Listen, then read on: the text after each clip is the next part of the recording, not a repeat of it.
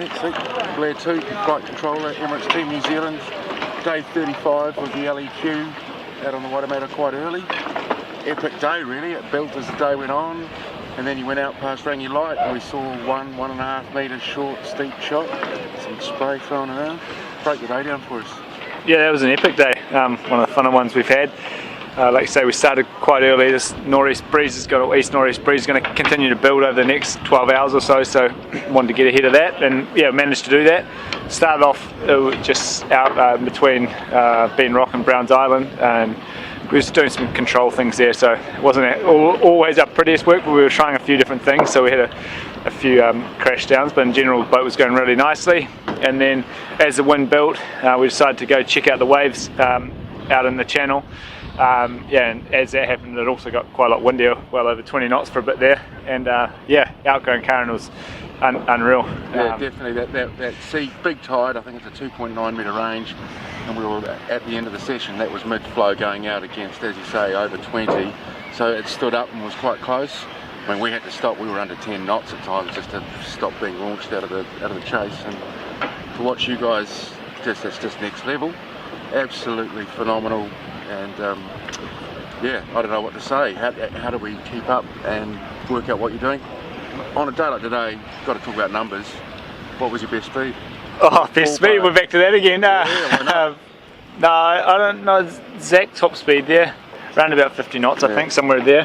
But yeah, in the waves you don't get all of that because it's pretty hard to control the boat. But no, all the team did great work. Just controlling it. Ended up with the goggles full of water there at the end, all fog up, had to take them off because went for submarine mode. But yeah, came back and good to sail all the way up the harbour here. Yeah, no, we couldn't keep up with you up the harbour. Serious control, because when you do have a moment and you stick it in, you don't seem to ever, you know, panic or lean over terribly. You seem to have your systems down when it does go to custard, how to manage the boat. So is it becoming more seaworthy in your eyes? Yeah, I think so. I think in general still the 40 foot is obviously, you know, just with the size and the inertia behind it, don't handle the waves quite as well as the big boat as you'd expect. So yeah, that's something we're always learning, and I think we did a pretty good job of it today. But yeah, a couple of times the cockpits end up pretty full of water, but yeah, nice to get out and push it in those waves like you said at the start. You know, we wouldn't have done that probably 6 months ago or so, so it's, you know, the team's coming a long way.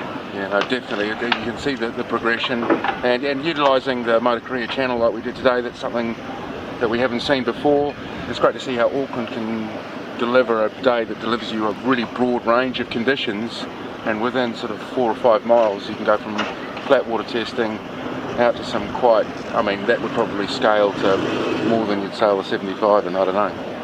Yeah, there were certainly pretty big waves at the end, but yeah, I think we were actually heading for the back paddock because we thought it was going to be a bit windier, but that patch of water there, as it does when the wind's out of the east-northeast, it ends up being pretty glamour, so we just stopped off there and did the laps there. Just had to watch out for the ferries obviously coming through, that's about all, but yeah, really good day. I mean, 2 really good days to start off this week, yeah, so it's, yeah, it's awesome. Hey Blair, thank you very much. It's always a pleasure to watch you, and hopefully we're on the same channel tomorrow morning.